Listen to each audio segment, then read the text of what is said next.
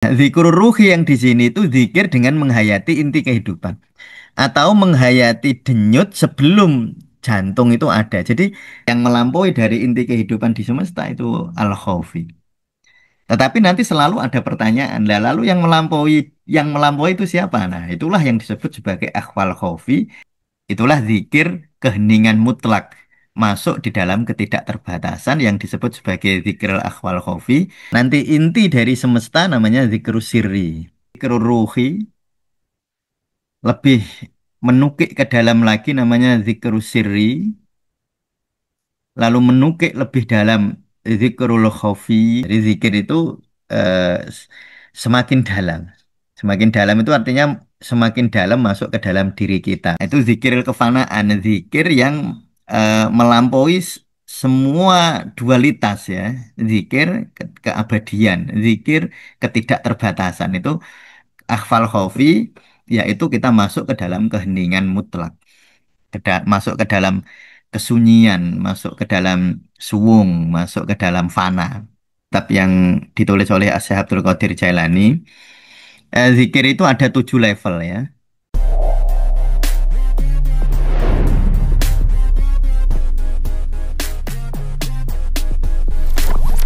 Assalamualaikum warahmatullahi wabarakatuh. Bismillahirrahmanirrahim. Alhamdulillahirabbil alamin wa bihi nasta'inu ala umuri dunya waddin. Allahumma salli wa sallim wa barik ala sayyidina wa habibina wa syafi'ina wa qurrati a'yunina wa maulana Muhammadin wa ala alihi wa ashabihi ajmain amma ba'd. Baik, pada kesempatan kali ini kita akan melanjutkan ya teori-teori tentang zikir ya. Di beberapa konten yang lalu, video yang lalu saya sudah sampaikan teori zikir menurut Imam Sadzili ya. Pendiri madhab Sadziliyah kita sudah dengar. Mungkin teman-teman jika yang baru melihat konten ini bisa melihat video 2 minggu yang lalu tentang level zikir menurut Imam Sadzili. Lalu di minggu lalu kita membahas tentang tangga zikir menurut Syekh Ibnu Athaillah As-Sakandari. Nah, hari ini kita akan apa namanya membahas tentang zikir menurut Syekh Abdul Qadir Jailani ya, zikir menurut Syekh Abdul Qadir Jailani. Di dalam menjelaskan tentang zikir, Syekh Abdul Qadir Jailani tampaknya dia lebih kompleks ya menjelaskannya dibanding penjelasan Imam Sadzili maupun penjelasan Syekh Ibnu Athaillah As-Sakandari. Nah, ini nanti sebenarnya yang menjadi inspirasi di tasawuf Indonesia, yaitu zikir dari para imam ini ya, baik Imam Sadzili, Syekh Ibnu Athaillah As-Sakandari maupun zikir menurut Syekh Abdul Qadir Jailani nanti yang akan menjadi inspirasi zikir nafas yang ada di tasawuf Indonesia ya. Ya. Jadi ini ada, insya Allah nanti minggu depan saya akan membahas zikir nafas dan lapisan diri yang idenya ya atau inspirasinya berasal dari konsep-konsep zikir yang digagas oleh para imam yaitu Imam Sadzili, Imam Ibnu Athaillah Sakandari dan Syekh Abdul Qadir Jailani. Nah, sebelum kita masuk ke sana, saya akan jelaskan dulu zikir menurut Syekh Abdul Qadir Jailani. Nah, di dalam eh, Sirul Asror ya, kitab yang ditulis oleh Syekh Abdul Qadir Jailani, zikir itu ada 7 level ya. Jadi zikir itu ada 7 level, level 1 sampai level 7. Zikir yang pertama disebut zikrul lisan ya. Lalu nanti meningkat di level berikutnya yaitu zikrun nafasi ya. Zikrun nafasi ya, nafas.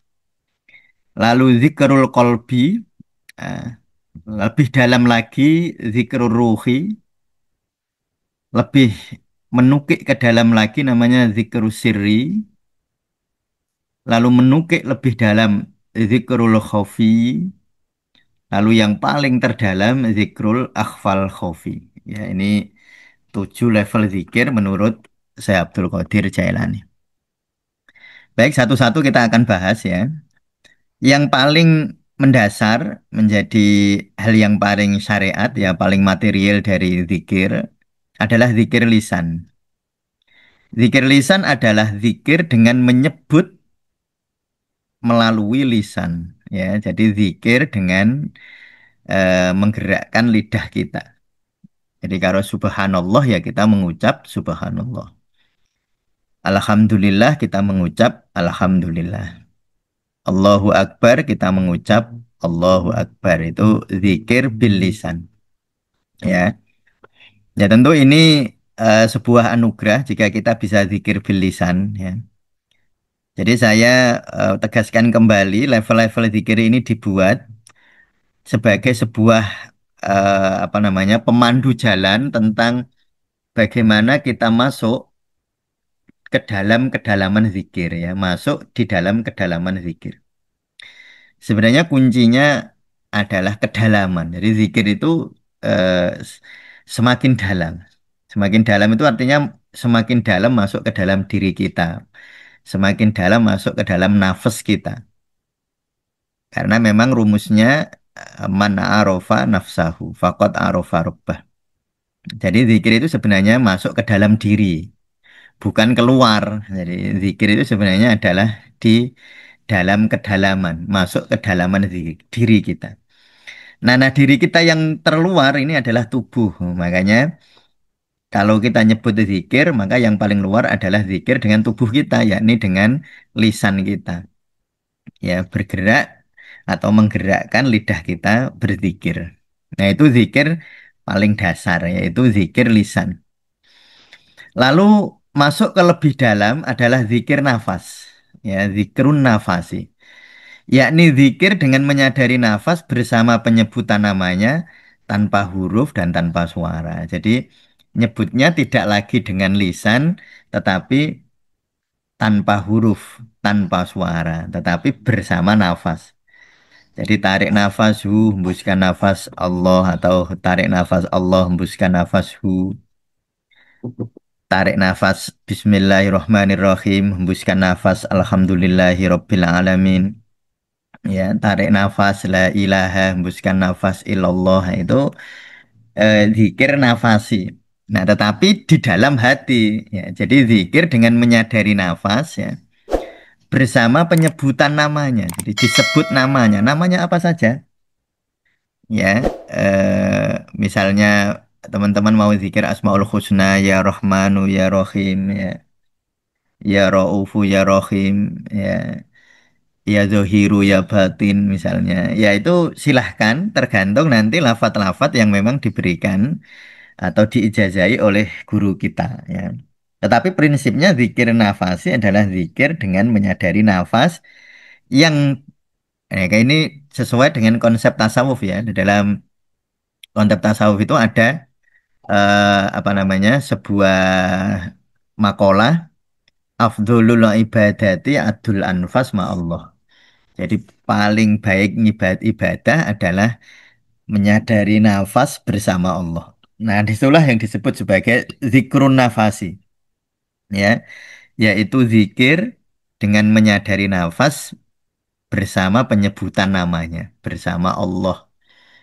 Nah, kita sebut nama-namanya, Sang Maha Pemurah, Sang Maha Pengasih, Sang Maha Penyantun, Sang Maha Pengampun, Sang Maha Adil, dan seterusnya. Ya tentu itu bisa juga pakai, nggak harus pakai bahasa Arab juga. Silahkan pakai bahasa yang lain yang maknanya sama dengan misalnya ya Rahman. Ya kita pakai bahasa Indonesia wahai Sang Pengasih. Ya boleh saja. Yang paling bagus adalah yang paling kita hayati, yang paling bisa kita nikmati. Ya, jadi zikir nafasi ya. Jadi pertama zikirul lisan. Lalu yang kedua zikrun nafasi. Ya, jadi tadi dari lisan kita perlihat. Nanti nanti ini akan perjalanannya ke dalam nanti akan kita lihat ya. Zikrul lisan. Nah, dari lisan. Lalu turun melalui nafas. Ya, jadi nafas itu mengapa eh, di tasawuf Indonesia itu core-nya itu zikir nafas karena nafas itu yang akan membantu kita dalam tanda petik membawa zikir masuk ke dalam diri. Ya, jadi nafas itu akan membawa zikir masuk ke dalam diri. Mengapa demikian ya? Karena waktu kita tarik nafas ya, tarik nafas itu ketika kita menghirup udara, udara akan ke bawah melalui tenggorokan, ya, melalui tenggorokan lalu turun ke bawah ke rongga dada, ke rongga perut. Nah, makanya nafas itu perjalanannya dari lisan ke rongga dada atau ke kolbu atau ke soder. Pada saat seseorang zikir lalu zikirnya di diberi kendaraan nafas, jadi nafas sebagai kendaraan zikir atau wadahnya zikir, nanti nafas itu akan membawa zikir itu masuk ke dalam kolbu, masuk ke dalam jantung, masuk ke dalam bahkan nanti jauh lebih dalam, lebih dalam, lebih dalam. Nah, makanya itu namanya zikir nafas. Lalu setelah zikir nafas ya, langsung masuk ke lebih dalam lagi zikrul kolbi. Nah, dari lisan ya lisan di luar ini lalu masuk ke melalui nafas masuk ke dalam. Nah, makanya pertama zikrul lisan, kedua zikrul nafasi, yang ketiga baru zikrul kolbi baru masuk ke jantung. Nah, zikrul kolbi adalah zikir dengan penghayatan sepenuh hati. Nah, dengan sepenuh hati tentang makna-maknanya. Ya. Jadi ada istilah di bahasa Indonesia itu sangat bagus ya. Kalau di teman-teman mungkin pernah dengar kalau di terminologi spiritualitas ada istilah mindfulness ya. Mindfulness. Mindfulness itu kan mind ya, mind itu pikiran. Nah, jadi kalau melakukan sesuatu mindfulness disadari betul. Nah, yang paling eh, bagi kita ya orang Indonesia barangkali itu yang lebih mendasar sebenarnya kalau mau mentranslate mindfulness ke dalam bahasa Indonesia itu lebih tepatnya sepenuh hati. Melakukan sesuatu sepenuh hati itu mindfulness. Jadi kalau dimaknani begitu, kalau dalam bahasa Arab mindfulness itu eh, kalau kita lihat jurnal-jurnal ilmiah, mindfulness sering dimaknani dengan murokobah. Murokobah itu Muraqabah itu maknanya pemantauan. Jadi kita ini kayak dipantau oleh Allah, gitu. Namanya muraqabah. Tetapi kalau di tasawuf Indonesia, mindfulness itu kalau di dimaknani itu lebih eh, nyamannya dimaknani khusyuk ya, khusyuk. Mindfulness itu khusyuk. Kalau bahasa Indonesia sepenuh hati. Jadi zikir dengan penghayatan sepenuh hati tentang makna-maknanya. Kalau ini yang zikir lisan itu hanya diucapkan melalui lisan, zikir nafas dibarengi dengan nafas. Nah, zikir kolbu bukan hanya atau zikrul kolbi bukan hanya dibarengi dengan nafas, tetapi dihayati makna-maknanya. Dihayati itu hayat itu maknanya hayat itu maknanya hidup. Jadi dihidupkan dimasukkan ke dalam daging dan darah kita melalui kolbu. Maka kalau orang berzikir betul-betul dia eh, zikir yang di lisan ini lalu dibawa oleh nafas kita lalu masuk ke rongga dada. Nanti di rongga dada ini akan masuk ke jantung. Dari jantung itulah nanti aliran darah akan mengalir ke seluruh tubuh. Nah, itu namanya penghayatan, menghayati zikir sehingga mendarah daging di dalam diri kita. Itu zikrul kolbi dengan cara apa riadohnya? Dengan dimaknani ya. Dimaknani itu ya kita tahulah maknanya. Misalnya seseorang zikir la ilaha illallah itu ya dimaknani betul zikirnya bahwa tidak ada Tuhan kecuali Allah, bahwa tidak ada yang bisa menolong saya kecuali Allah, bahwa tidak ada yang menyembuhkan saya kecuali Allah, bahwa tidak ada yang memberi saya petunjuk kecuali Allah gitu. Itu namanya zikrul kolbi ya zikrul kolbi itu sangat dalam ya bukan hanya zikir bilisan tapi melalui nafas kita masukkan zikir ke dalam kolbu kita tetapi rupanya menurut saya Abdul Qadir Jailani lebih masuk ke dalam lagi. Bukan hanya zikrul qalbi, tetapi setelah apa zikir itu masuk ke jantung, masuk ke dalam zikrul ruhi. Yaitu, nah ini pengertiannya zikir dengan menghayati inti kehidupan di dalam diri. Nah, ini begini cara apa menghayatinya itu begini ya zikrul ruhi itu. Kan jantung kita atau kolbu itu kan berdetak. Ya, ya kan berdetak itu duk duk duk duk itu kan 60 sampai 80 kali lah per menit ya. Nah, jantung kita berdetak. Lalu pertanyaannya begini, siapa yang mendetakkan jantung itu? Nah, pasti ada sesuatu yang ada di dalam diri kita yang disebut sebagai intinya jantung. Nah, inti dari kolbu ya, atau sesuatu yang menggerakkan kolbu tadi itu. Yaitu siapa? Yaitu kita sebut sebagai ruh. Nah, di sini nanti kita nyebutnya kalau di dalam pengobatan timur itu ada namanya energi asal atau ci asal. Ci asal itu begini teman-teman ya. Nah, mungkin saya berusaha agar kita bisa apa memahaminya lebih mudah ya. Walaupun saya yakin bahwa penjelasan saya ini tidak sepenuhnya bisa dipahami oleh semua orang ya. Jadi misalnya gini nih yang disebut jantung itu kan berdetak ya. Ya tentu kita setuju. Tetapi coba pertanyaannya begini. Sebelum jantung berdetak itu kan nggak ada jantung itu. Jadi misalnya kalau kita lihat proses pembentukan manusia dari ovum ketemu sperma ya kan. Sperma ketemu ovum lalu jadilah zigot. Nah zigot. Lalu dari zigot ini berkembang. Baru setelah kurang lebih beberapa minggu baru ada denyut di dalam zigot itu. Kan belum ada jantungnya. Tapi sudah ada denyutan pertama itu.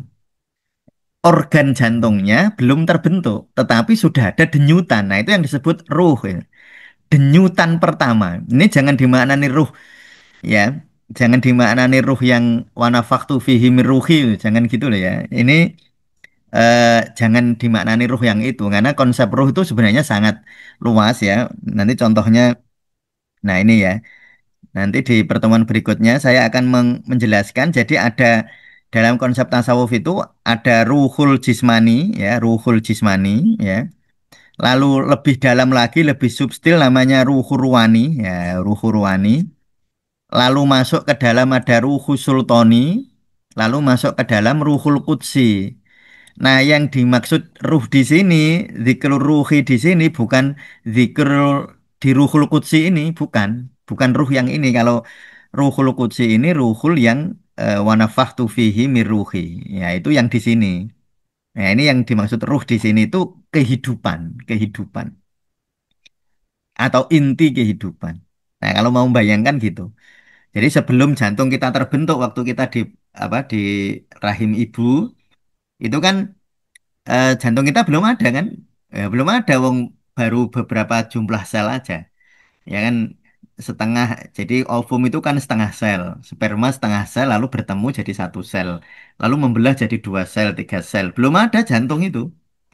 Nah, tetapi sebelum jantung terbentuk sudah ada denyutan.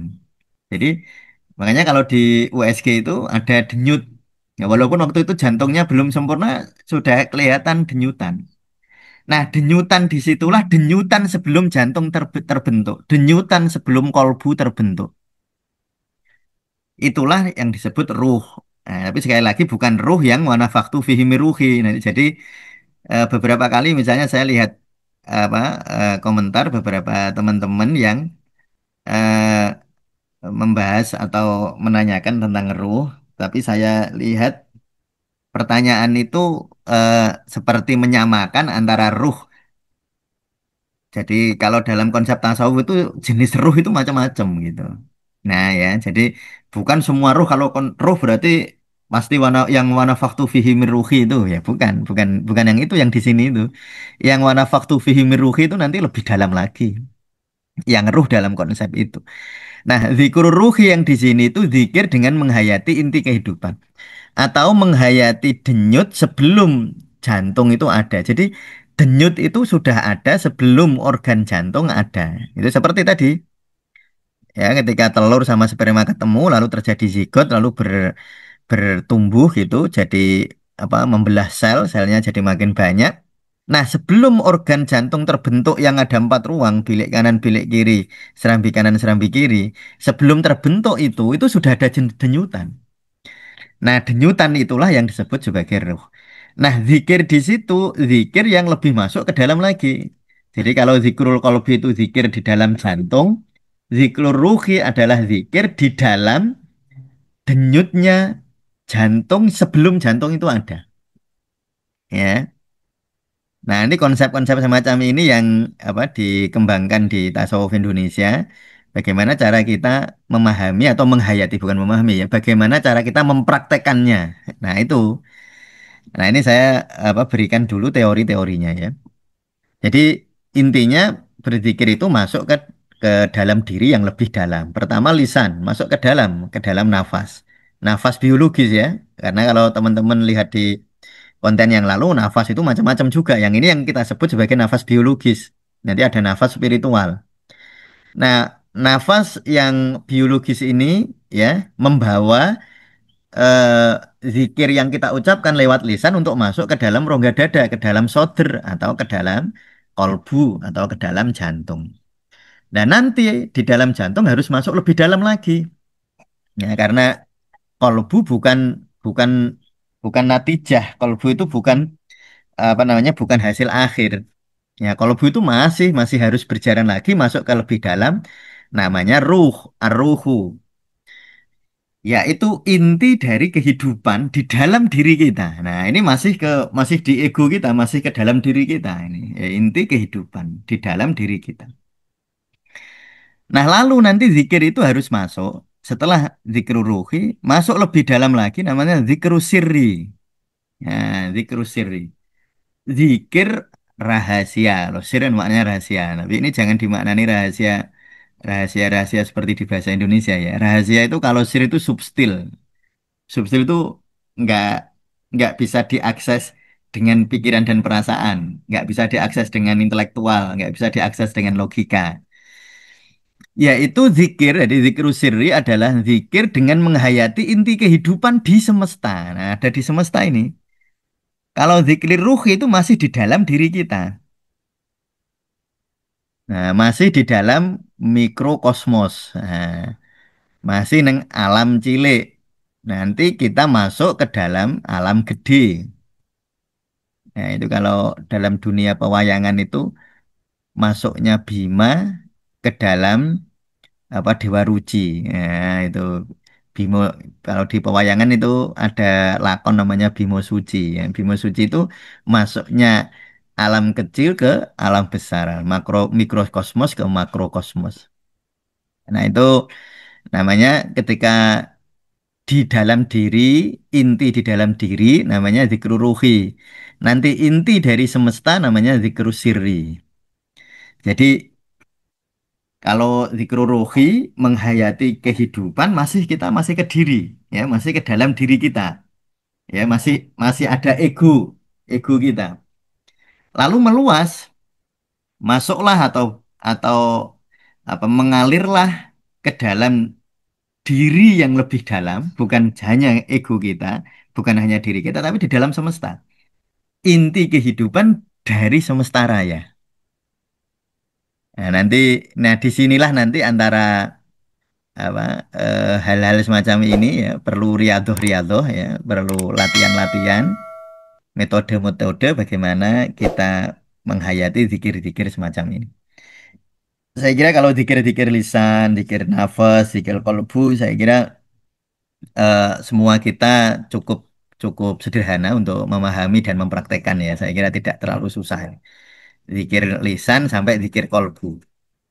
Makanya biasanya zikir nafas yang diajarkan di tasawuf Indonesia, kalau saya ajarkan ke orang-orang umum, itu biasanya hanya di apa zikrul kolbi, tidak sampai ke zikrul fana ya, tidak sampai ke kedalaman yang sangat dalam.